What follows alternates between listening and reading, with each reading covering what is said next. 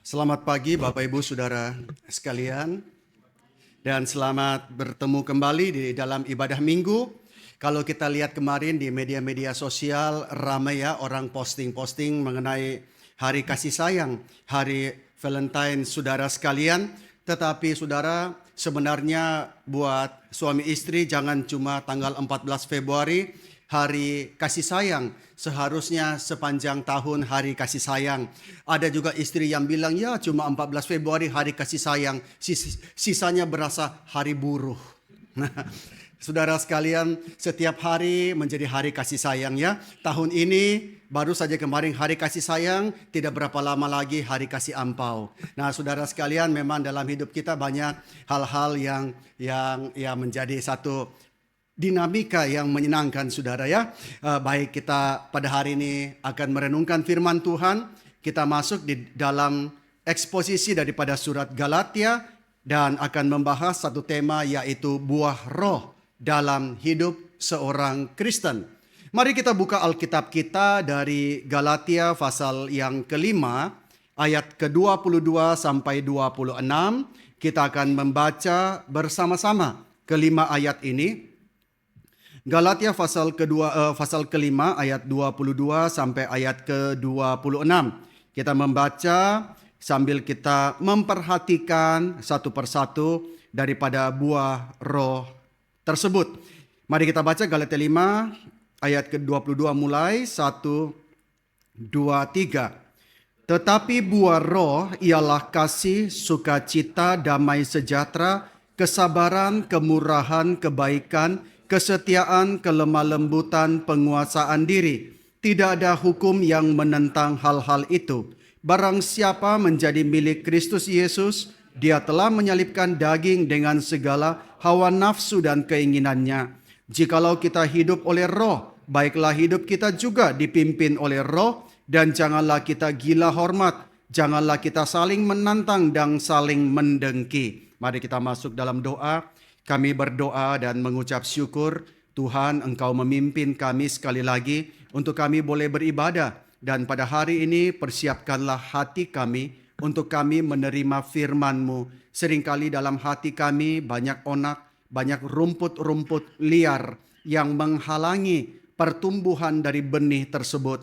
Atau hati kami terlalu kering, hati kami penuh dengan bebatuan yang seringkali menutup kami dari berkat firman-Mu. Kami berdoa, Tuhan tolong untuk menyingkirkan semuanya itu sehingga benih yang masuk menjadi benih yang akan bertumbuh dan benih yang menghasilkan buah dalam hidup kami. Tuhan, pimpin kami kiranya dan arahkanlah hati kami kepada firman-Mu. Sertalah hamba-Mu juga Tuhan yang akan menyampaikan. Kami berdoa dalam nama Tuhan Yesus. Amin. Di dalam khotbah yang sebelumnya saya membahas mengenai hidup oleh roh, di mana Paulus memperbandingkan hidup menurut daging dan hidup menurut roh. Hidup menurut roh, hidup oleh roh adalah hidup yang penuh dengan damai sejahtera, hidup yang dimerdekakan dari belenggu perbudakan dosa. Bukan semata-mata kita mengaku sebagai orang Kristen, tetapi kita hidup oleh roh yang akan memberikan sukacita, damai sejahtera yang memerdekakan kita dari perbudakan dosa. Nah, hari ini kita akan membahas mengenai buah roh, yaitu hidup yang menghasilkan sesuatu. Nah, saudara, apakah cukup kita menjadi orang Kristen yang baik? Tentu ya, kita tentu kepingin menjadi orang Kristen yang baik. Tetapi saya mau tanya, apakah cukup kita menjadi orang Kristen yang baik tetapi pasif, yang hidupnya tenang, yang mengatasi hawa nafsu dan tidak melakukan hal-hal yang jahat?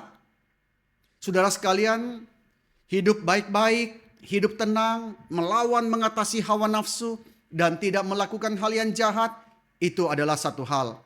Meskipun kita mengatakan itu adalah achievement sebagai orang Kristen, saya sudah berhasil hidup tenang. Saya mau hidup tenang, tidak usah banyak gangguan. Saya tidak ganggu orang, saya tidak merugikan orang. Saya orang yang baik. Nah, saudara, Alkitab mengatakan kita hidup baik-baik itu satu hal.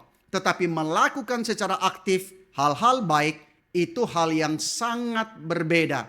Nah saudara, etika daripada Kristen adalah etika yang aktif, bukan pasif. Di dalam pengajaran-pengajaran dunia ini mengatakan, jikalau kau tidak mau orang perbuat sesuatu kepadamu yang kau tidak senang, jangan perbuat itu kepada orang lain. Saya tidak ganggu kamu, kamu jangan ganggu saya. Tetapi etika Kristen mengatakan, jikalau engkau menghendaki apa yang orang perbuat kepadamu, lakukanlah itu terlebih dulu kepada orang lain. Maka saudara, hidup tenang, baik-baik, mengatasi hawa nafsu dan tidak melakukan hal yang jahat, itu satu hal. Tetapi melakukan secara aktif hal-hal yang baik adalah sesuatu yang sangat berbeda. Seorang legalis, mungkin dia bisa membanggakan, oh aku tidak bersalah terhadap dosa perzinahan. Aku tidak bersalah terhadap dosa pembunuhan. Seperti orang-orang Yahudi yang menjaga dengan ketat hukum mereka. Sampai mereka menjabarkan menjadi 613 hukum secara detail. Lalu kalau mereka tidak jalankan, mereka bangga. Aku orang yang hebat rohaninya. Aku bisa menjaga diri. Tetapi saudara, pertanyaannya, dapatkah seseorang melihat anugerah roh yang indah di dalam hidup orang tersebut? Dia memang tidak melakukan hal-hal yang dilarang. Tetapi apakah orang bisa melihat anugerah roh yang begitu indah di dalam hidup orang itu? Maka kebaikan negatif saja tidak cukup.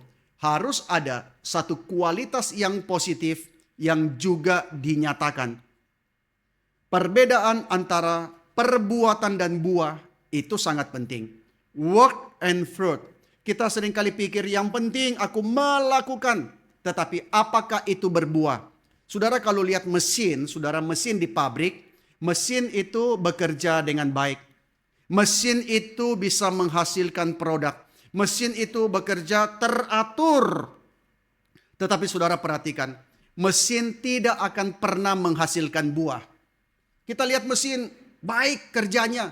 Mesin itu membantu pekerjaan kita. Tetapi mesin tidak pernah menghasilkan buah. Sebab buah itu harus dipertumbuhkan. Buah itu harus tumbuh dari apa? Dari yang namanya kehidupan. Nah di dalam perkara orang percaya, buah itu tumbuh dari mana? Buah itu tumbuh dari hidup yang dipimpin oleh roh. Di dalam Galatia pasal 5 ayat 25 menyatakan, jikalau kita hidup oleh roh, baiklah kita juga dipimpin oleh roh. Maka buah tumbuhnya dari mana? Dari hidup yang telah diubahkan, hidup yang dipimpin oleh roh. Nah ketika kita memikirkan kata perbuatan, saudara ya, perbuatan. Apa yang terpikir, saudara? Yang terpikir ialah usaha kita, kerja keras kita, jerih payah kita. Aku telah menjadi seorang yang beragama yang baik. Aku menjadi seorang Kristen yang baik. Aku berjuang keras. Aku melakukan ini dan itu. Nah di situ kita langsung terpikir mengenai usaha seseorang. Kerja kerasnya, jerih payahnya. Tetapi ketika kita memikirkan kata buah, yang terpikir adalah keindahan, ketenangan, dan perkembangan di dalam sebuah kehidupan. Kita tidak menjumpai pertumbuhan yang menyenangkan ketika kita melihat bagaimana mesin bekerja. Mesin bekerja sesuai rule, sesuai peraturannya. Tetapi di dalam perkembangan buah, misalnya orang yang bercocok tanam, orang yang memperkembangkan itu budidaya daripada pohon, maka dia melihat hasilnya ada satu keindahan, ketenangan, perkembangan sebuah kehidupan. Dan saudara, waktu kemarin saya mempersiapkan khotbah ini, tiba-tiba terlintas bayangan. Bagaimana kalau satu hari kita sudah tidak lagi menemukan buah apapun di dunia ini? Wah itu sudah kematian. Sudah tidak ada harapan lagi. Waktu kita sudah tidak menemukan buah. Perhatikan ya. Waktu kita sudah tidak menemukan buah. Di situ kita sadar bahwa kita sudah dekat dengan kematian. Sudah tidak ada apa-apa lagi. Nah saudara, Alkitab mengatakan daging menghasilkan perbuatan yang mati. Tetapi roh menghasilkan buah yang hidup. Dan jangan lupa, buah mengandung biji atau benih untuk menghasilkan lebih banyak buah lagi. Maka demikianlah saudara, kasih menghasilkan lebih banyak kasih, Dan sukacita menghasilkan lebih banyak sukacita. Nah, saudara bayangkan sebuah lingkungan atau kita mengatakan satu keluarga yang dipenuhi oleh kasih. Maka kasih yang penuh itu akan melimpah, akan meluap. Maka sang ayah keluar, dia membawa kasih ke tengah-tengah pekerjaannya. Sang ibu keluar, dia membawa kasih ke tengah-tengah tempat di mana dia berada. Anak-anak juga demikian. Kasih itu akan menghasilkan lebih banyak kasih. Nah, saudara, seringkali ketika kita berjumpa dengan seorang anak yang penuh dengan masalah, biasanya kita harus kasihan karena apa? Karena kita tahu sangat mungkin di rumah dia menghadapi, melihat tidak adanya kasih, melihat konflik yang terus-menerus, sehingga dia sulit untuk bisa mendapatkan ketenangan, saudara sekalian. Maka jikalau sebuah lingkungan penuh dengan kasih, maka kasih itu akan mengalir keluar. Sebuah gereja, saudara sekalian, komunitas itu jikalau penuh dengan kasih, maka setiap jemaat, mereka pulang ke rumahnya membawa kasih. Mereka ke tempat pekerjaannya membawa kasih. Dan kasih itu akan menghasilkan kasih yang lebih banyak. Sukacita akan menghasilkan sukacita yang lebih banyak, saudara sekalian. Dan Yesus sangat peduli agar kita menghasilkan buah dan banyak buah, lebih banyak buah. Kita jadi orang Kristen, tidak bisa cuma orang Kristen yang setiap minggu ke gereja sekali. Setiap minggu yang penting aku datang gereja. Yang penting aku memenuhi kewajiban-kewajibanku sebagai orang Kristen. Tetapi Yesus mengatakan bahwa seorang Kristen harus menghasilkan buah. Lebih banyak buah lagi. Di dalam Yohanes 15 ayat 2, Yesus memakai perumpamaan kebun anggur. Pohon anggur, saudara sekalian. Dalam Yohanes pasal 15 ayat 2, di situ Yesus berkata, setiap ranting padaku yang tidak berbuah, dipotongnya. Setiap ranting yang berbuah, dibersihkannya, supaya dia lebih banyak berbuah.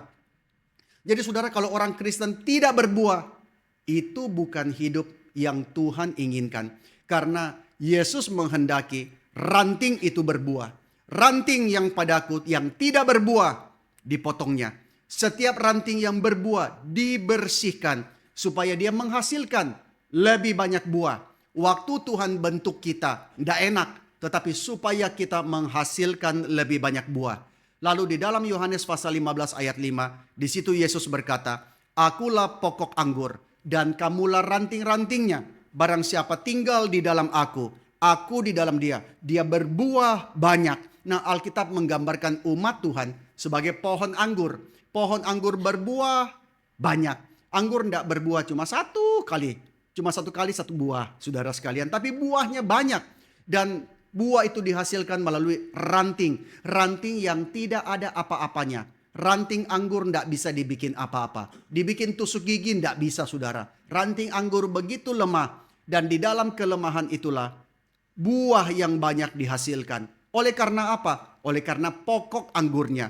Dan Yesus mengatakan, di luar aku, kamu tidak dapat berbuat apa-apa. Dan inilah cara kita memuliakan dia. Bagaimana cara kita memuliakan Yesus? Melalui apa yang dihasilkan secara kasat mata. Bukan, saudara. Tetapi bagaimana kita menghasilkan mulai perubahan dari dalam. Lalu orang melihat itu. Dan orang kemudian memuji Allah. Maka itulah apa yang Tuhan mau. Cara kita memuliakan dia. Natur yang lama tidak bisa menghasilkan buah. Natur yang baru yang bisa melakukannya, saudara. Nah, di dalam perjanjian baru dibicarakan tentang beberapa jenis buah.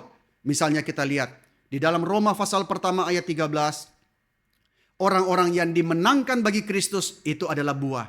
Saudara-saudara, aku mau supaya kamu mengetahui bahwa aku telah sering berniat untuk datang kepadamu. Tetapi hingga kini selalu aku terhalang. Agar di tengah-tengahmu aku menemukan buah. Apa itu? Yaitu orang-orang yang dimenangkan. Lalu yang kedua, buah juga berkenan dengan hidup kudus. Dalam Roma pasal 6 ayat ke-22. Tetapi sekarang setelah kamu dimerdekakan dari dosa. Dan setelah kamu menjadi hamba Allah. Kamu beroleh buah yang membawa kamu kepada pengudusan. Maka buah dikaitkan dengan hidup kudus. Lalu yang ketiga ialah karunia yang dibawa kepada Allah. dalam Roma pasal 15 ayat 26 sampai 28. Di sana dicatat, sebab Makedonia dan Ahaya telah mengambil keputusan untuk menyumbangkan sesuatu kepada orang-orang miskin di antara orang-orang kudus di Yerusalem. Keputusan itu memang telah mereka ambil, tetapi itu adalah kewajiban mereka. Sebab jika bangsa-bangsa lain telah beroleh bagian dalam harta rohani orang Yahudi, maka wajiblah juga bangsa-bangsa itu melayani orang Yahudi dengan harta duniawi mereka. Apabila aku sudah menunaikan tugas itu dan sudah menyerahkan hasil usaha bangsa-bangsa lain kepada mereka, aku akan berangkat ke Spanyol melalui kota kamu. Jadi buah itu dikaitkan dengan bagaimana jemaat itu boleh memperhatikan jemaat yang lain. Ada karunia yang dipersembahkan, yang dibawa kepada Allah. Lalu yang keempat adalah dikaitkan dengan perbuatan baik. Sebagaimana dalam Kolose pasal pertama ayat 10. Di situ Paulus mengatakan, sehingga hidupmu itu layak di hadapannya, serta berkenan kepadanya di dalam segala hal. Dan kamu memberi buah. Dalam apa? Di dalam pekerjaan yang baik dan bertumbuh dalam pengetahuan yang benar tentang Allah. Nah, ini berkaitan dengan karakter saudara sekalian. Jadi buah dikaitkan dengan perbuatan baik. Nah, saudara kita perlu membedakan antara karunia gifts dan juga kasih karunia Allah, itu graces of the Spirit. Di sini kita melihat karunia gift itu adalah bicara keselamatan, saudara. Misalnya dalam Kisah Rasul pasal 2 ayat 38, di situ mencatat, Petrus menjawab mereka, bertobatlah dan hendaklah kamu masing-masing memberi dirimu dibaptis dalam nama Yesus Kristus untuk pengampunan dosamu. Maka kamu akan menerima karunia Roh Kudus. Apa itu karunia Roh Kudus? Adalah keselamatan. Dan sebagaimana dalam Kisah Rasul pasal 11 ayat 17 juga mencatat, jika Allah memberikan karunia-Nya kepada mereka sama seperti kepada kita pada waktu kita mulai percaya kepada Yesus Kristus, bagaimana mungkin aku mencegah dia? Nah, ini bicara mengenai keselamatan. Tetapi waktu bicara mengenai gifts, karunia-karunia, nah itu berkaitan dengan pelayanan. Sebagaimana dalam 1 Korintus pasal yang ke-12. Saya mengutip 2 ayat, di situ dicatat di dalam ayat pertama, sekarang tentang karunia-karunia roh. Nah, ini bukan bicara keselamatan, ini bicara mengenai pelayanan. Aku mau saudara-saudara supaya kamu mengetahui kebenarannya. Lalu ayat 4, ada rupa-rupa karunia, gifts, tetapi satu roh. Ini bicara mengenai talenta, potensi, bakat yang Tuhan berikan di dalam pelayanan. Tetapi ada yang disebut sebagai kasih karunia roh, graces of the Spirit. Dan itu berkaitan dengan karakter Kristen. Sebagaimana dalam Galatia pasal 5 ayat 22 sampai 23. Nah, saudara, tetapi mana yang seringkali orang Kristen utamakan? Karunia-karunia atau kasih karunia Allah? Mana yang seringkali diutamakan? Saudara, sayang sekali bahwa kita seringkali memberikan penekanan yang berlebihan kepada apa? Kepada gift, yaitu karunia-karunia di dalam pelayanan. Oh, orang itu hebat, orang itu luar biasa. Dia bagaimana berkhotbah, bagaimana dia memimpin, bagaimana dia mempengaruhi orang, bagaimana dia di atas panggung. Kita begitu kagum. Ada orang-orang yang kita begitu kagum dengan karunia-karunia yang ada padanya. Lalu kita memberikan penekanan kepada itu. Dan kita tidak terlalu memperhatikan apa yang namanya kasih karunia roh. Kita mengabaikan itu. Padahal saudara sekalian, di dalam Alkitab, membangun karakter Kristen itu harus diutamakan daripada menampilkan kemampuan karunia khusus. Oh, orang itu hebat, luar biasa. Khotbahnya luar biasa, karismanya luar biasa. Tetapi bagaimana dengan karakter di dalam? Nah, saudara sekalian, kita lebih sering memperhatikan, menilai berlebihan pada karunia-karunia roh. Dan mengabaikan, tidak apa-apalah orangnya begitu. Yang penting, nah saudara, kita mengatakan ya, yang penting dia bisa nyanyi, memuji Tuhan. Tidak peduli kasih karunia, karakternya bagaimana. Nah saudara, baru-baru kita kehilangan Ibu Lincoln. Kita begitu berduka. Orang yang begitu mempersembahkan hidup bagi Tuhan, memuji Tuhan, melayani anak-anak berkebutuhan khusus. Sekolah Hope yang sementara dibangun itu kemungkinan jadi bulan 9. Tetapi Ibu Lincoln tidak sempat lihat. Perjuangan dari nol pergi sekolah ke Jerman begitu sulit untuk belajar bagaimana melayani anak-anak yang begitu sulit untuk dididik. Tetapi Ibu Lincoln mau. Setiap kali bertemu dengan Ibu Lincoln, saya melihat seorang Kristen yang dimana buah roh itu begitu nyata. Saya melihat yang namanya graces of the Spirit. Kasih karunia roh begitu hidup, begitu menonjol. Suaranya begitu indah. Tapi suara yang indah itu lahir dari pergumulan jiwanya. Lahir dari karakter Kristen yang telah dibentuk oleh Roh Kudus di dalam dirinya, saudara. Nah, ini satu hal yang menjadikan hidupnya begitu indah, saudara. Nah, seringkali kita lupa yang kita utamakan itu karunia-karunia yang kelihatan di depan. Tetapi kita lupa membangun karakter Kristen, padahal itu yang harus lebih diutamakan. Itu yang lebih penting daripada sesuatu yang bisa dilihat orang depan mata. Dulu dalam kelas eklesiologi tentang gereja di seminari, Pendeta Agus waktu mengajar kami, pada satu sesi Pendeta Agus memutarkan sebuah film dokumenter tentang kejadian nyata, saudara, yang terjadi di Amerika. Ada sebuah keluarga hamba Tuhan, keluarga pendeta, sangat berkarisma, begitu dipandang luar biasa seperti malaikat oleh jemaatnya, saudara. Bersama istrinya terus senyum, melayani begitu baik. Anak-anak masih kecil-kecil, ada 4 kalau nggak salah. Begitu kelihatan luar biasa, saudara sekalian. Tetapi apa yang terjadi satu hari? Jemaat gempar, Amerika gempar. Karena apa? Istri satu malam dia pergi ambil senapan. Lalu suaminya tidur, dia tembak berkali-kali sampai mati. Kenapa? Lalu ketika kesaksian itu di pengadilan, orang bersimpati kepada istrinya. Karena ternyata di balik tampang, di balik karunia yang begitu hebat itu, tersimpan karakter yang begitu merusak. Di rumah ternyata dia melakukan abuse kepada istrinya. Dan dia bahkan menyuruh istrinya setiap kali mereka melakukan hubungan suami istri. Istrinya disuruh bertindak bersikap sebagaimana pelacur. Lalu dia soal keuangan ternyata tidak beres. Soal keuangan ternyata banyak masalah, saudara sekalian. Dan istri sudah tidak tahan, orang lain tidak tahu. Orang lain di luar lihat begitu luar biasa.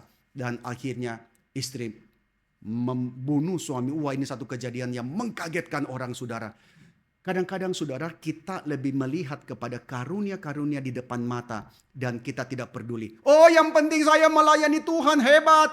Bagaimana dengan sikapmu? Tidak peduli. Yang penting saya melayani di luar.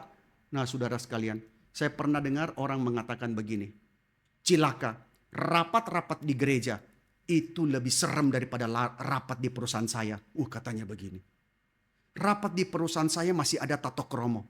Di gereja lebih kasar daripada di tempat saya.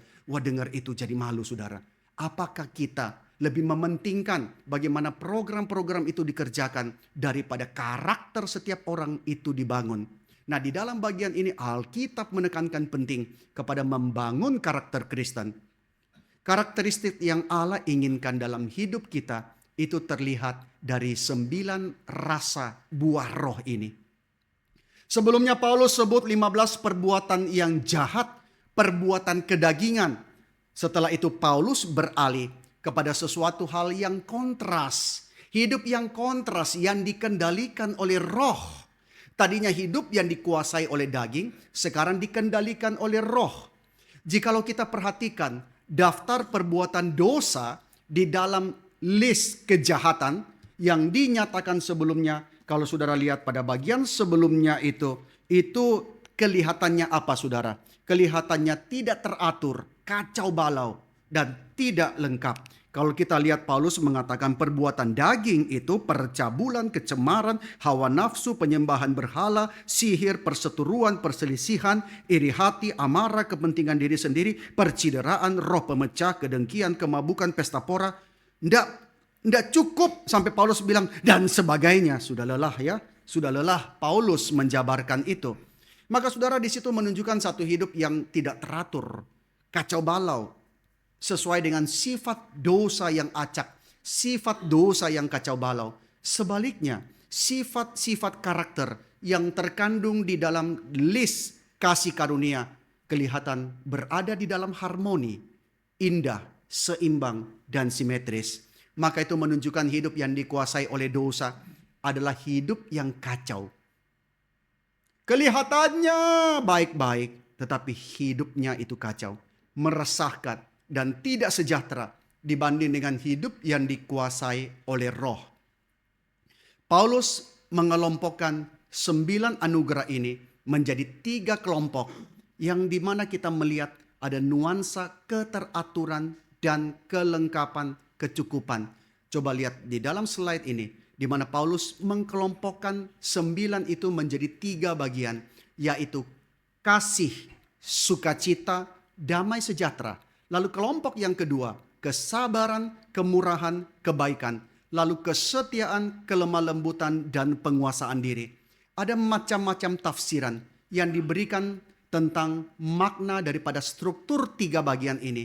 Saudara sekalian, 3 tentu saja itu adalah angka Tritunggal Ilahi. Maka di dalam hal ini melambangkan satu kesatuan yang sempurna dan timbal balik kasih yang sudah ada sejak kekekalan antara Bapa, Anak, dan Roh Kudus. Bapa mengasihi Anak dan Roh Kudus. Anak mengasihi Bapa dan Roh Kudus. Roh Kudus mengasihi Bapa dan Anak. Maka saudara sekalian, John Stott dengan sederhana menggambarkan daftar ini sebagai kumpulan 9 anugerah Kristen yang menggambarkan apa? Yang 3 pertama menggambarkan sikap orang percaya terhadap Tuhan.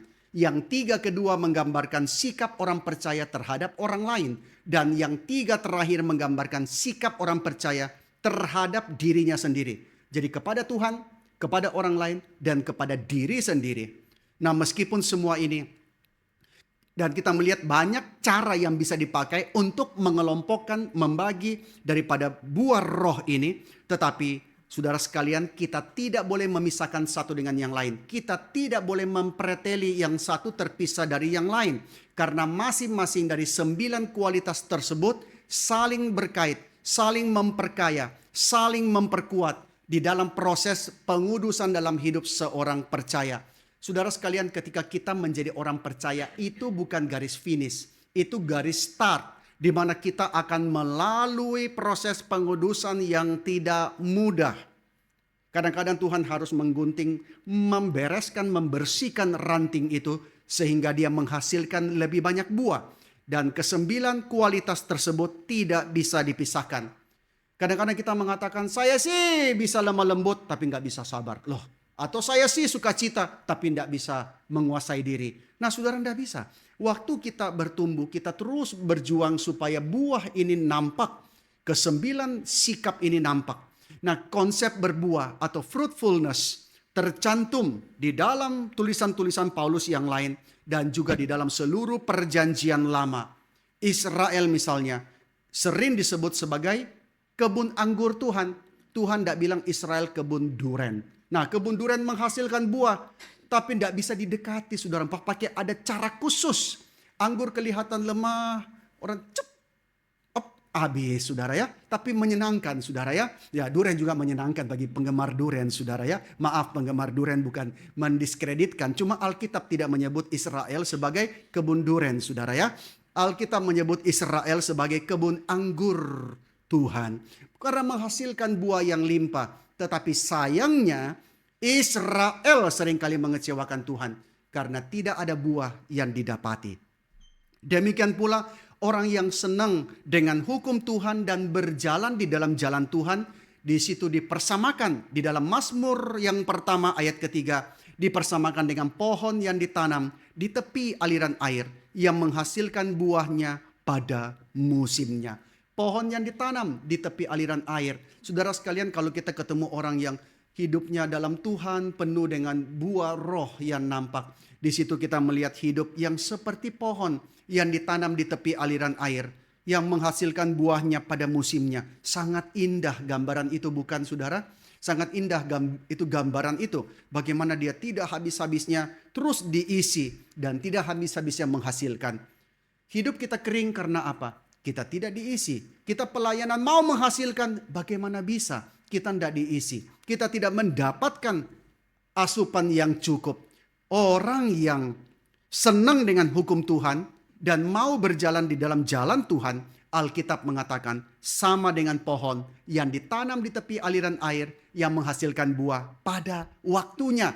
Pasti ada buah, tidak mengecewakan saudara sekalian. Nah, di dalam buah roh ini Paulus mulai dengan kasih. Ini yang penting saudara. Karena semua buah yang lain sebenarnya merupakan hasil dari kasih. Kata kasih yang dipakai adalah agape, berarti kasih ilahi. Nah saudara, kasih ini penting karena buah yang lain merupakan hasil daripada kasih. Dan kasih ilahi adalah karunia Allah bagi kita. Di dalam Roma pasal 5 ayat 5 mencatat, dan pengharapan tidak mengecewakan karena kasih Allah telah dicurahkan di dalam hati kita oleh Roh Kudus. Saudara tidak mungkin punya kasih dengan cara sendiri.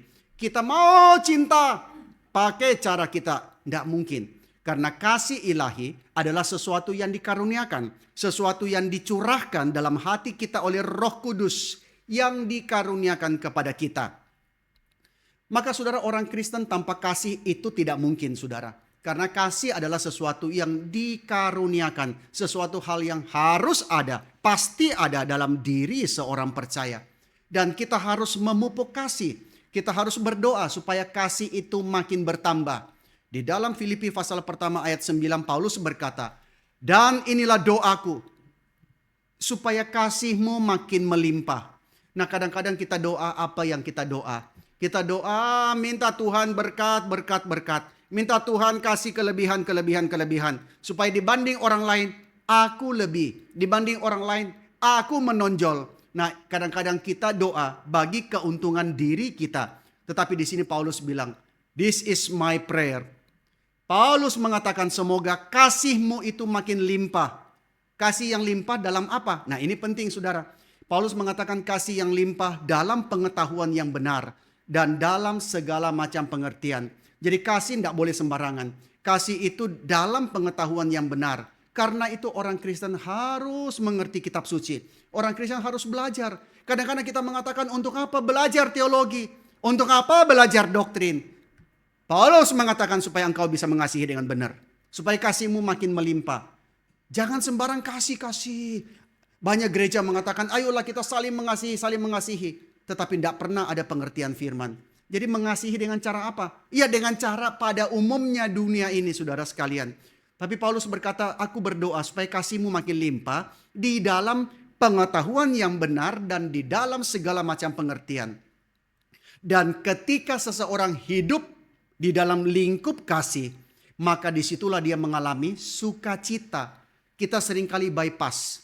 Langsung mau sukacita. Dengan cara apa? Kalau aku punya uang lebih banyak, aku pasti sukacita. Itu pikiran semua orang. Tapi betulkah orang yang punya uang banyak pasti sukacita? Ternyata tidak. Banyak orang yang punya uang banyak, hidupnya kering. Banyak orang yang punya uang banyak, tidak tahu harus berbuat apa dengan uangnya. Maka saudara sekalian, Alkitab mengatakan dari kasih itu dia mengalami sukacita. Sukacita itu apa? Kedamaian batin dan kecukupan yang tidak terpengaruh oleh keadaan lahiria. Kita seringkali berpikir kasihannya orang miskin, kasihannya orang tidak punya apa-apa, maka dia tidak bisa sukacita. Saudara, siapa bilang? Ada kemarin saya menyaksikan satu video, orang Jerman bilang tinggal di Indonesia lebih enak dari Jerman. Tinggal di Indonesia banyak hal yang bikin kita bisa hidup itu enggak monoton. Tetapi ada sesuatu hal yang setiap hari dinamis saudara ya. Bahkan orang Indonesia itu dalam keadaan sulit pun juga saudara masih bisa senyum. Makan nasi pakai tempe, pakai garam pun bisa senyum. Sambil kerja berat senyum saudara sekalian. Bahkan teroris tembak-tembakan pun juga bisa dorong gerobak jualan dekat situ. Lalu orang-orang makan nonton teroris tembak-tembakan sama polisi di Sarina itu saudara. Nah saudara, Orang Indonesia itu sederhana, saudara. Jadi belum tentu sukacita itu dihasilkan dari saudara punya uang banyak. Maka saudara, jikalau ada kasih, di situ kita akan menikmati sukacita, yaitu kedamaian batin dan kecukupan yang tidak terpengaruh oleh keadaan lahiriah. Apakah orang sehat yang bisa bersukacita? Kalau saudara pergi ke rumah sakit, lihat seorang Kristen yang sungguh-sungguh di dalam sakitnya, bukan kita menghibur dia, malah dia menghibur kita. Bukan kita menguatkan dia, malah dia yang menguatkan kita. Kalau saudara mengunjungi Ibu Lincoln ketika dia sakit, malah melihat iman yang begitu kuat meneguhkan saudara. Malah melihat sukacita yang malah membuat sukacita saudara itu dibangkitkan. Saudara terhibur melihat teladannya. Nah, saudara, kita melihat juga Paulus ya. Waktu Paulus di penjara, apa yang terjadi? Dia bersukacita, dia bisa menyanyi bersama dengan Silas. Itu di dalam penjara, saudara. Nyanyi memuji Tuhan. Saya pikir kita di dalam gereja kok susah gitu ya. Kita di dalam gereja kok mingkem, malah tidak memuji Tuhan. Paulus di dalam penjara memuji Tuhan. Ada sukacita yang keluar. Dan itulah hidup Paulus. Di dalam Filipi kita lihat pasal 4 ya. Di situ Paulus menyatakan sukacitanya. Apa yang membuat dia bertahan di tengah-tengah semua kesulitan itu. Di dalam surat Filipi pasal yang keempat. Mari saudara lihat ayat ke-10. Paulus mengatakan, aku sangat bersukacita dalam Tuhan. Bahwa akhirnya pikiranmu dan perasaanmu bertumbuh kembali untuk aku. Memang selalu ada perhatianmu tetapi tidak ada kesempatan bagimu. Lalu di ayat 11 Paulus mengatakan, ku katakan ini bukanlah karena kekurangan, sebab aku telah mencukupkan diri dalam segala keadaan. Paulus kelimpahan enggak? Paulus seringkali berada dalam kekurangan. Lalu kita baca sama-sama ya ayat 12 dan 13. Filipi pasal 4, 1, 2, 3. Aku tahu apa itu kekurangan dan aku tahu apa itu kelimpahan.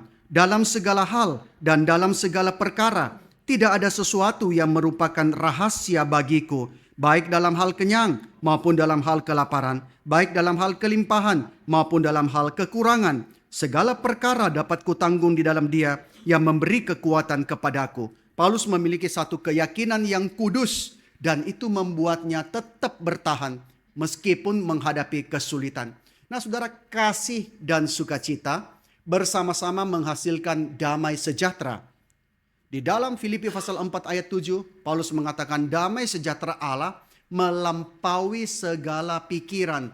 Nah, saudara, kita mungkin punya definisi ya, apa yang namanya damai sejahtera. Kita punya definisi apa yang namanya ketenangan. Tapi Paulus mengatakan bahwa kasih dan sukacita itu menghasilkan damai sejahtera yang melampaui segala akal. Nah, saya nggak tahu seperti apa itu melampaui segala akal, tapi sesuatu yang tidak bisa didefinisikan. Kadang-kadang kita mendefinisikan, oh yang namanya damai sejahtera. Poinnya ini. Syaratnya ini. Kondisinya ini. Paulus mengatakan no. Di dalam Tuhan ada damai sejahtera yang melampaui akal. Nah, saudara, di sini kita melihat ketiga kualitas yang pertama ini memberitahu kita aspek hidup Kristen yang berpusat kepada Allah. Orang yang berpusat kepada Allah, hidupnya menyatakan kasih, ada sukacita, dan ada damai sejahtera.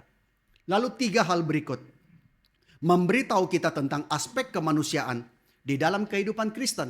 Orang Kristen bukan orang yang tinggal terpisah dari orang yang lain. Tuhan taruh kita di antara orang lain. Tuhan taruh kita di tengah-tengah jemaat yang tidak semuanya mengerti kita, yang tidak semuanya sepaham dengan kita.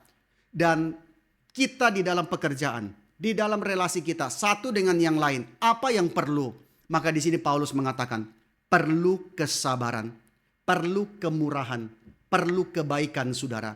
Kesabaran itu adalah ketabahan yang berani tanpa menyerah. Lalu kemurahan dan kebaikan, yaitu kasih di dalam tindakan. Nah, orang Kristen yang sabar. Saudara, orang sabar, kalau Kudus ada ya, orang Kudus di Jawa Tengah. Kalau orang sabar belum ya, saudara. Nah, saudara, orang sabar itu adalah orang yang tidak membalas dendam dan menginginkan kesulitan bagi orang-orang yang melawan dia. Nah, ini tidak gampang, saudara ya. Kita itu sering terpancing balas dendam. Dan kita dididik dalam kultur balas dendam. Coba lihat film-film kungfu. Ada saja pasti gurunya ketemu yang lebih jago. Lalu gurunya dihajar. Dihajar sampai hampir mati. Dan herannya selalu waktu hampir mati yang datang bukan ambulan. Yang datang muridnya. Nah saudara. Dan murid yang jago. Lalu murid bertanya, "Sefu."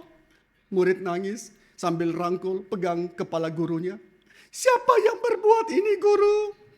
Dengan napas terakhir gurunya menyebut nama musuhnya. Lalu sebelum menghembuskan nafas terakhir, gurunya berkata, "Tiwo Pauco." Mati ya. Balas dendam buat saya. Murid mengatakan, "Guru, mulai sekarang saya balas dendam." Lalu dia latihan dengan hebat. Latihan dengan keras. 20 tahun dia berlatih. Untuk apa? Untuk balas dendam. Aduh saudara. 20 tahun berlatih supaya pinter. Supaya menolong orang. Ini tidak. 20 tahun berlatih supaya bisa balas dendam. Lalu dia balas dendam terhadap musuh gurunya. Lalu ketika dia sudah balas dendam, dia pergi. Musuh dari gurunya itu sudah sekarat. Datang lagi muridnya. "Sefu." Nah apalagi ya. Balaskan dendam. Nah nanti dia latihan 20 tahun lagi. Balas dendam lagi. Dan itulah hidup kita saudara. Hidup yang selalu kepingin balas dendam. Sebelum mati balas dendam. Balas dendam. Tapi Yesus membawa etika Kristen. Yesus rombak etika itu. Etika dunia ini dirombak oleh Yesus. Maka Yesus sebelum mati di atas kayu salib. Yesus bukan balas dendam. Yesus mengatakan, "Bapa, ampunilah mereka. Karena mereka tidak tahu apa yang mereka perbuat." Ini etika Kristen yang merombak seluruh etika dunia ini. Nah orang yang sabar, orang yang tidak akan balas dendam. Dan orang yang tidak menghendaki kesulitan bagi orang yang lawan dia. Nah saudara ini sulit saudara ya. Kadang-kadang kita itu kalau lihat musuh kita malang, kita entah ya muka kita prihatin. Hati kita bersorak saudara. Orang yang sering tetangga yang menjengkelkan itu. Tiba-tiba dia pulang kepleset masuk selokan. Saudara mukanya sih, "Ini kok bisa sih ibu dalam hati." Haleluya. Saudara kadang-kadang begitu saudara ya. Kita lihat orang yang susah. Kalau orang itu benceno ya. Entah kenapa ya saudara. Ini dosa kita sih saudara. Kita merasa, syukur loh. Syukurin gitu kan ya. Beda ya. Di Indonesia ada dua macam. Ada syukuran, ada syukurin. Saudara sekalian. Kita kadang-kadang suka kalau orang yang jahat sama kita itu ada kesulitan. Tokonya kebakar. Rasain lu. Bangkrut ditipu. Cocok. Nah saudara kita seringkali begitu saudara. Maka Alkitab mengatakan orang Kristen yang sabar itu tidak akan balas dendam. Wah ini tidak mudah. Orang Kristen yang sabar tidak menginginkan. Meskipun saudara natur kedagingan kita pasti ada keinginan itu ya. Tapi tidak menghendaki kesulitan bagi orang yang melawan dia. Dan orang Kristen yang demikian juga akan baik dan lembut. Bahkan kepada orang jahat sekalipun. Nah ini yang tidak mudah. Tapi ini yang Yesus itu ajarkan. Etika Kristen dalam khotbah di bukit. Dan akan menabur kebaikan di tempat orang menabur kejahatan. Di tempat orang menabur kejahatan, saudara menabur kebaikan. Bukan sebaliknya. Di tempat orang menabur kebaikan, saudara menabur kejahatan. Tetapi orang Kristen menabur kebaikan di tempat orang menabur kejahatan. Nah, siapa yang bisa melakukan ini? Natur lama kita, sifat manusia kita tidak pernah bisa melakukan itu. Tidak pernah, saudara. Hanya Roh Kudus yang bisa memampukan melakukan itu. Hanya Roh Kudus. Lalu setelah kita diajarkan bagaimana bersikap kepada orang lain, kemudian Paulus bicara 3 kualitas terakhir. Itu bersifat ke dalam, self-worth. Yaitu kesetiaan, kelemah lembutan, penguasaan diri. Orang yang setia, orang yang bisa diandalkan. Kalau saudara ketemu orang yang bisa diandalkan, tenang. Kalau ketemu orang yang pokoknya habis dia kerjakan apa kita mesti beresin. Wah itu repot ya. Tapi kalau ketemu orang yang bisa diandalkan, orang yang setia. Seorang suami yang setia. Istri anak bisa mengandalkan dia. Orang tua yang setia. Istri dan anak-anak tenang hidupnya. Karena tahu dia bisa mengandalkan orang tuanya. Seorang pemimpin di kantor yang setia. Walaupun sulit dia setia. Orang yang kerja merasa tenang. Karena punya pemimpin yang bisa diandalkan. Kesetiaan itu bisa diandalkan. Lalu kelemah lembutan. Kelemah lembutan itu ialah penggunaan kekuasaan dan otoritas yang tepat. Kekuasaan yang terkendali, itu namanya kelemah lembutan. Kelemah lembutan itu bukan kelemahan. Yesus berkata, "Aku lemah lembut dan rendah hati." Musa disebut sebagai orang yang paling lembut, yang sangat lembut hatinya. Tetapi jangan bilang Yesus itu lemah. Yesus berani mengusir para pedagang yang menodai tempat suci. Dan Musa memimpin Israel tidak mudah. Yesus dan Musa bukan orang lemah, tetapi orang Kristen yang lemah lembut, orang Kristen yang rendah hati, itu tidak bersifat arogan dan memaksakan kehendaknya begitu saja. Nah, saudara sekalian, kalau kita dengar kata hikmat, apa itu hikmat? Hikmat itu adalah penggunaan pengetahuan dengan tepat. Dia tahu. Orang berhikmat bukan orang jenius ya saudara, beda ya. Banyak orang jenius, banyak orang pintar, tapi kurang hikmat. Orang berhikmat tahu kapan dia harus bicara, kapan dia harus diam.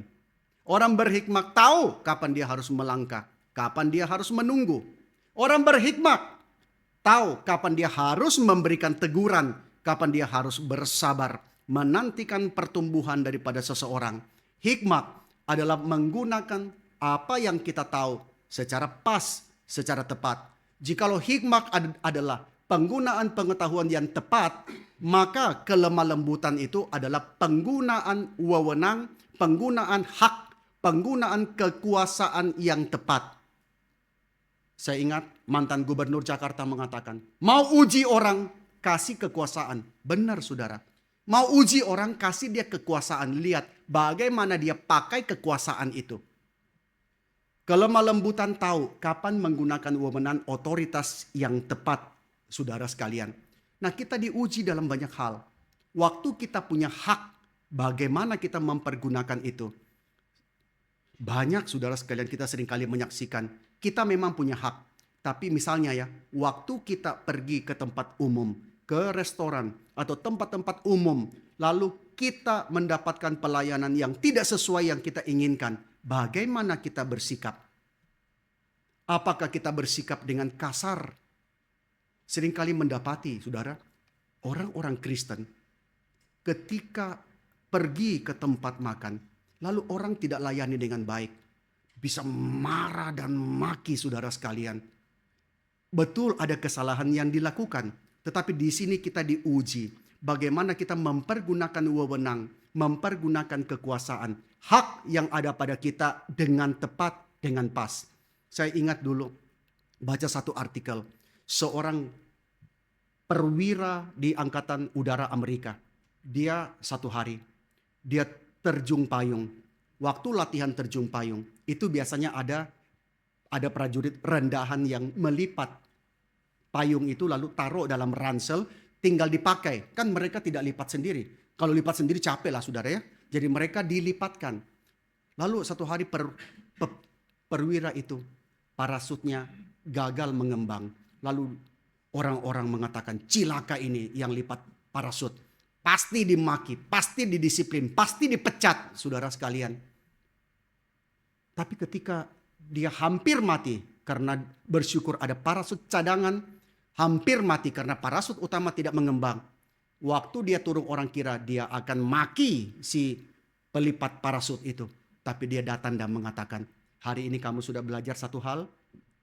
Kamu kelewat apa di dalam prosedurnya. Itu bahaya, kamu bisa membuat orang mati. Orang kira dia mau pecat, tapi dia mengatakan, hari ini kamu belajar pelajaran yang penting. Mulai hari ini kamu lipatkan parasut saya. Maka orang kaget. Dia memperlakukan pelipat parasut itu dengan cara begitu. Dan sejak itu orang yang lipat parasut itu tidak pernah bikin salah lagi saudara. Nah saudara sekalian, kelemah lembutan itu penggunaan wewenang dan kekuasaan dengan tepat. Nah saudara, mungkinkah ada orang yang sebenarnya tidak ada buah roh, tapi menunjukkan sikap seakan-akan dia punya buah roh? Mungkin, saudara sekalian, mungkin. Sangat mungkin natur lama kita meniru, mengcopy, counterfeit sebagian daripada buah roh. Bisa aja, saudara. Tetapi saudara, daging tidak pernah bisa menghasilkan buah roh. Daging bisa meniru, bisa mengkopi. Seakan-akan begitu baiknya, begitu sopannya, begitu salehnya di depan umum. Saudara, kadang-kadang ya, ini menjadi satu peringatan besar bagi para hamba Tuhan. Kadang-kadang di depan umum, orang melihat kita sebagai orang yang baik, sebagai orang yang dikagumi, orang yang bisa menjadi teladan. Tetapi betulkah di balik itu? Menyaksikan pernah satu berita, saudara, seorang pendeta akhirnya dilaporkan ke polisi. Kenapa? Karena ternyata di rumah KDRT, istri dihajar habis-habisan, saudara sekalian. Tapi di depan nyanyinya luar biasa, khotbahnya fasih sekali. Nah saudara, sifat natur lama kita bisa meniru counterfeit, sebagian daripada buah roh. Tetapi daging tidak pernah menghasilkan buah roh. Apa yang menjadi bedanya antara roh menghasilkan buah dengan daging bekerja? Di mana bedanya? Ketika roh menghasilkan buah, di situ Allah dimuliakan. Lihat, ketika roh menghasilkan buah, di situ Allah dimuliakan. Dan orang Kristen itu tidak menyadari rohaninya dia. Tidak peka, oh betapa hebatnya aku. Tidak. Dia tidak menyadari betapa rohaninya dia. Bagi dia itu tidak penting. Tapi ketika daging itu bekerja memalsukan buah itu, orang itu secara batinnya, dia merasa bangga dengan dirinya sendiri. Dan senang ketika orang lain memuji dia. Nah saudara, ini bukan hal yang mudah ya. Nah saudara, bukan berarti ketika kita jadi Kristen, semua itu tidak ada. Wah, aku hidupnya untuk Tuhan. Makanya ada yang namanya progress sanctification. Kita dikuduskan Tuhan terus menerus. Waktu saudara jadi Kristen, saudara tidak langsung diubah Tuhan. Simsalabim, berubah menjadi buah roh. Tidak, kita bergumul, berjuang dengan itu saudara. Sampai hari ini, sampai kapan? Sampai kita ketemu Tuhan. Kita berjuang saudara. Saya ngobrol dengan Pendeta Heru, kita ngobrol. Dan Pendeta Heru mengatakan, ya dulu ya, saya kira saya sudah rendah hati. Berpuluh tahun lalu saya kira saya sudah rendah hati. Saya sekarang posisi ini, lihat yang dulu, kok begitu ya. Dulu saya kira saya rendah hati, ternyata tidak. Dan sekarang pun kalau saya nantinya yang Tuhan proses lihat saya hari ini, bukan orang yang rendah hati. Maka saudara sekalian, waktu roh menghasilkan buah, itu Allah dimuliakan. Tugas roh ialah untuk menjadikan kita lebih serupa dengan Kristus demi kemuliaannya. Itu tugas roh, bukan untuk mendapatkan pujian manusia. Nah jujur saudara ya, ini pergumulan kita yang sangat subtle. Bahwa kita sebenarnya mendambakan pujian. Itu kedagingan kita haus dengan pujian. Ini pergumulan hamba Tuhan loh saudara. Waktu misalnya ya, kalau saya khotbah pulang ya, saudara bilang, Pak kurang persiapan ya Pak. Khotbahnya kok begini Pak. Ya begitulah. Tapi dalam hati asem. Siapa nih? Tak tandain. Besok-besok khotbah begitu tidur sedikit. Nah ini orang Kristen nih macam begini nih. Tidur terus. Saudara, kadang-kadang saudara ya, kita sangat dipengaruhi pelayanan kita oleh penilaian orang.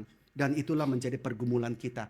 Waktu kita melayani jadi ketua panitia. Dan orang bilang, wih ketua panitianya ciamik wih. Belum pernah ada yang seperti ini. Enggak biasa aja. Gitu kan ya. Biasa aja. Gitu. Dalam hati senang. Ayo dong lagi. Seneng nih kurang. Porsinya kurang. Tambahin. Nah kita merasa kepingin dihargai. Kepingin dipuji. Nah Paulus mengatakan bahwa tugas roh bukan menjadikan kita menjadi orang yang hebat. Yang sadar dengan spiritualitas. Itu spiritualitas kita. Tetapi kita akhirnya belajar melupakan itu. Paulus mengatakan dari antara semua rasul, aku yang paling berdosa. Semua rasul begitu Tuhan pakai. Ini bukan omong kosong ya. Bukan Paulus pura-pura rendah hati. Tapi kita percaya Paulus diproses Tuhan sampai kepada poin itu. Dan Paulus kemudian memperingatkan, untuk buah itu tumbuh, harus ada kondisi yang pas. Harus ada keadaan yang tepat. Saudara mau mempertumbuhkan apa-apa, kondisinya pas. Itu saudara mau kopi yang terbaik, kopi Arabica yang terbaik, itu lingkungannya harus pas. Ada kopi-kopi yang terkenal, biji kopi terkenal, itu yang dilelang yang harganya sangat mahal. Itu dari mana? Itu biasanya dari daerah Panama. Kenapa, saudara? Karena di situ ada terusan Suez. Lalu di situ itu terusan Suez menghasilkan unsur hara yang membuat tanah itu berbeda. Maka saudara tidak bisa dapatkan hasil yang sama di tempat yang lain. Karena di situ ada unsur hara yang dipengaruhi karena adanya terusan Suez itu. Sehingga tanah itu menghasilkan biji yang berbeda. Nah saudara, untuk menghasilkan buah roh itu harus ada kondisi yang tepat. Buah tidak bisa tumbuh di semua iklim. Demikian pula buah roh tidak lantas serta-merta tumbuh dalam kehidupan semua orang yang mengaku Kristen. Atau tumbuh di setiap gereja. Harus ada iklim yang tepat. Saudara mengatakan, gerejaku kok nggak kelihatan buah roh. Iklimnya tepat atau tidak? Tanahnya cocok atau tidak, saudara sekalian?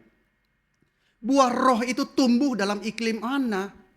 Ialah dalam iklim yang dilimpahi oleh roh dan firman. Maka di dalam ayat ke-25 Galatia pasal 5 Paulus bilang, dipimpin oleh roh. Dalam iklim yang dipimpin oleh roh, atau saudara berjalan di dalam roh. Berarti apa? Berarti terus berjalan di bawah tuntunan roh. Nah ini bahayanya seringkali ketika gereja mulai melupakan itu. Gereja mulai besar. Maka orang yang melayani harus profesional. Orang yang melayani perlu pakai teknik manajemen setara dengan MBA di Harvard. Perlu pakai teknik leadership, betul itu perlu saudara. Tapi itu bukan yang utama. Yang utama iklim yang baik bagi buah roh itu tumbuh ialah iklim yang dipimpin oleh roh. Berjalan di bawah tuntunan roh. Maka jangan berlari mendahului. Jangan ketinggalan di belakang. Nah ini Pak Tong selalu mengatakan, kita mengikuti spidonya Roh Kudus. Tidak berlari mendahului, tidak ketinggalan di belakang. Tapi bagaimana caranya supaya bisa demikian? Disinilah yang namanya disiplin rohani. Disiplin rohani tidak gampang. Menghasilkan buah roh dalam iklim yang tepat butuh apa? Itu membutuhkan firman, doa, ibadah, pujian, persekutuan dengan umat Allah. Saudara, itu iklim yang tepat. Kita mau gereja, orang-orang menghasilkan buah roh. Tapi iklimnya tidak tepat. Jemaatnya tidak mau belajar firman. Jemaatnya tidak mau doa. Tidak mau disiplin rohani. Ibadah secukupnya. Pujian tidak tentu. Persekutuan malas. Kita tidak mungkin memperkembangkan buah roh. Karena perlu iklim yang tepat. Dan itu juga berarti apa? Mencabut rumput liar. Rumput liar supaya benih firman bisa berakar dan berbuah. Saudara jangan pikir ya ketika kita jadi Kristen, wah tanah itu sudah gembur siap ditanami. Harus kerja keras. Rumput liar dan semak tidak usah ditanam. Itu tumbuh di tanah yang ditelantarkan. Maka saudara lama ditelantarkan. Lama hati saudara ditelantarkan dari hidup rohani. Percayalah rumput liar langsung tumbuh.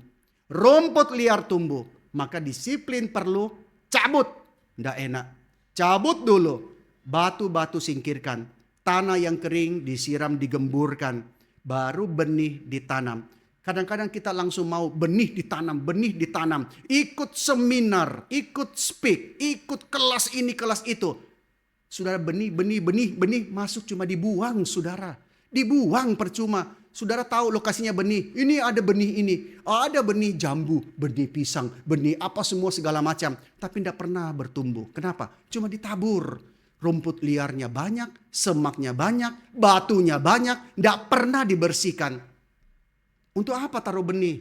Saudara belajar firman. Tidak pernah ada kesempatan untuk disiplin rohani. Tidak pernah ada kesempatan untuk menggemburkan tanah. Masuk firman, lakukan. Masuk firman, kerjakan. Nah saudara sekalian, itulah yang Paulus mengatakan. Bahwa kita perlu iklimnya. Rumput liar itu harus dicabut. Kadang-kadang kita lihat, ya mungkin kita sendiri rajin ke gereja. Kita ada di gereja, saudara, tapi ternyata dipenuhi rumput liar. Rumput liar yang tidak pernah kita pedulikan. Dan rumput liar itu apa? Dalam Galatia pasal 5 ayat 26 Paulus mengatakan keangkuhan. Ini hal yang paling sulit ya. Dosa-dosa yang lain ketahuan. Dosa yang lain gampang. Tapi dosa keangkuhan tidak bisa dilihat. Dosa keangkuhan bisa dipalsukan di balik wajah dari seseorang. Tapi Paulus mengatakan itu yang menghalangi. Galatia 5 ayat 26. Gila hormat, saling menantang, saling mendengki. Nah saudara, inilah yang terjadi. Kaum Yudais mendambakan pujian. Dan kesombongan itu menyebabkan persaingan dan perpecahan. Di jemaat Korintus, semuanya mau dapat pujian. Dan itu menyebabkan persaingan. Kok dia punya itu? Aku harus punya. Kok di sana begini? Aku juga harus lebih. Akhirnya gereja mengejar program. Membuat seakan-akan mereka lebih baik daripada yang lain. Kalau yang lain bisa melayani ini, kita juga harus. Padahal Tuhan belum kasih orang-orang yang melayani di bidang itu. Nah, kaum Yudais mendambakan pujian dan kesombongan. Dan itu menyebabkan persaingan dan perpecahan. Dan buah tidak akan pernah tumbuh dalam suasana seperti itu. Buah tidak pernah tumbuh. Di dalam keadaan yang penuh dengan gila hormat, saling tantang, saling dengki. Paulus mengatakan, inilah kondisinya. Dan kita juga harus ingat bahwa buah setelah dihasilkan tujuannya apa. Kalau di rumah-rumah kadang-kadang ada buah plastik. Buahnya indah tapi tidak bisa dimakan. Nah saudara sekalian, buah dihasilkan untuk dimakan. Ditaruh di supermarket, saudara beli bawa pulang ke rumah untuk dipajang. Ya untuk dimakan. Jadi buah itu dihasilkan untuk dinikmati. Bukan untuk dikagumi. Bukan untuk dipamerkan, saudara sekalian. Saya minggu lalu ketemu seorang jemaat yang membudidayakan stroberi. Pernah satu kali lelang stroberi. Lelang stroberi laku, saudara, 10 biji. Laku 10 juta. Wah, bangga yang beli. Cepat-cepat dimasukkan ke medsos. Karena kalau tidak, akan busuk. Sudah difoto-foto-foto, ya dimakan, saudara ya. Jadi buah itu bukan untuk dikagumi. Nah saudara, kadang-kadang kita pelayanan ini akhirnya jadi pelayanan cecak, iya kan? Habis pelayanan, luar biasa. Khotbahnya, luar biasa. Nah itu yang kita kejar, pelayanan cecak, saudara ya. Luar biasa. Nah saudara, padahal orang-orang di sekitar kita, apa yang mereka rindukan? Orang-orang di sekitar kita, mereka merindukan kasih. Mereka merindukan sukacita, mereka merindukan damai sejahtera. Mereka merindukan semua yang disebut sebagai kasih karunia roh yang lainnya itu. Dan ketika mereka menemukannya dalam hidup kita, mereka tahu bahwa engkau memiliki sesuatu yang tidak aku miliki. Aku kepingin dong punya yang seperti kau miliki. Tahu ya Stanley ya? Bukan jemaat kita yang Stanley ya. Tetapi saudara sekalian, Stanley yang seorang petualang diutus mencari Livingstone yang dikira hilang di Afrika. Stanley ini orang ateis. Dia tidak mau jadi Kristen. Dari kampus dia sudah punya pikiran ateis. Dan dia bilang, sekali-kali saya tidak akan mau terima apa yang dikatakan Livingstone. Orang bilang Livingstone akan injili kamu. Tidak mungkin jadi Kristen saya. Tapi pulang dari Afrika, dia jadi Kristen. Orang bilang, Stanley, Livingstone injili kamu ya? Dia mengatakan, secara verbal tidak. Ketika saya menemukan dia, saya bersama-sama dengan dia sekian waktu, dia tidak pernah mengatakan, Stanley, kamu mau jadi Kristen? Tidak. Tapi saya lihat hidupnya setiap hari. Saya lihat apa yang dia lakukan. Dan disitulah saya kepingin. Saya kepingin punya itu. Saya kepingin jadi orang Kristen. Maka saudara sekalian, ketika saudara punya buah roh, maka orang-orang akan menemukan dalam hidup saudara. Dan mereka tahu saudara punya sesuatu yang tidak mereka miliki. Dan mereka kepingin. Atau sebaliknya, orang lihat orang Kristen. Mbok, tidak kepingin aku jadi Kristen. Macam begitu Kristen. Tidak kepingin aku jadi Kristen. Nah saudara, kita tidak menghasilkan buah untuk konsumsi diri kita sendiri. Tapi kita menghasilkan buah supaya orang lain dapat diberi makan dan dapat ditolong. Kalau saudara sendiri punya kasih, saudara punya sukacita, saudara punya damai sejahtera. Waktu saudara tolong orang lain, maka pertolongan itu efektif. Kalau saudara sendiri nggak punya damai sejahtera, nggak punya sukacita, nggak punya kasih, saudara datang sama orang lain tidak dapat berkat apa-apa. Kita menghasilkan buah supaya orang lain bisa ditolong dan supaya Kristus dipermuliakan. Daging mungkin memproduksi hasil yang mendatangkan pujian bagi kita, tapi daging tidak bisa menghasilkan buah yang mendatangkan kemuliaan bagi Allah. Saudara percayalah, di dalam gereja kita juga akan melihat banyak pekerjaan yang menghasilkan pujian bagi orang yang melayani. Tapi itu perbuatan daging. Daging tidak menghasilkan pujian yang mendatangkan kemuliaan bagi Allah. Maka saudara, diperlukan kesabaran, diperlukan atmosfer dalam roh, diperlukan berjalan dalam terang, diperlukan benih firman Tuhan, diperlukan keinginan yang tulus untuk menghormati Kristus, untuk buah roh dihasilkan. Dan sekali lagi rahasianya ada di Roh Kudus. Roh Kudus, hanya Dia yang memberi kita kebebasan dari dosa dan diri kita sendiri. Hanya Dia yang memungkinkan kita memenuhi hukum kasih. Memenuhi hukum kasih mengatasi kedagingan kita dan menghasilkan buah. Hanya Roh Kudus yang bisa mengerjakan. Apakah kita sudah menyerahkan diri kita sepenuhnya, membiarkan Dia bekerja? Ataukah kita masih dicengkeram oleh natur lama kita yang masih mau bercokol? Ini pergumulan kita. Seumur hidup bergumul. Tidak ada saudara langsung jadi. Tidak ada. Semua orang bergumul saudara sekalian. Tetapi bukan berarti kita tidak melangkah. Kalau begitu saya nggak usah melangkah.